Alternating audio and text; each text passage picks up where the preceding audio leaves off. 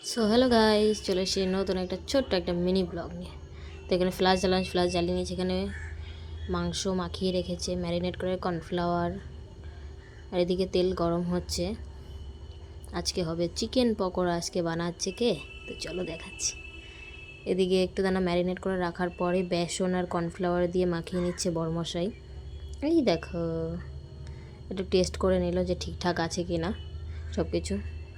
দেখলাম একটু লবণ কম আছে, তো এখানে লবণ দেওয়ার পরে আজকে চলো বড়মশাই পকোড়া বানাচ্ছে। আজকে আমি কিচ্ছু করিনি, সব কিছুই বড়মশাই করলো। তারপর দেখাচ্ছি কেমন হয়েছে। এই দেখো, টং টং খেতে এত সুন্দর হয়েছিল, সত্যি বলছি দারুণ হয়েছিল, দারুণ। পুরো বাড়িতে টাটকা মাংস নিয়ে এসে ম্যারিনেট করা, পুরো সেই হয়েছিল। আমার তো এখনই দেখে লোভ লেগে যাচ্ছে। তোমাদের দেখে কেমন লাগছে একটু প্লিজ কমেন্ট করো।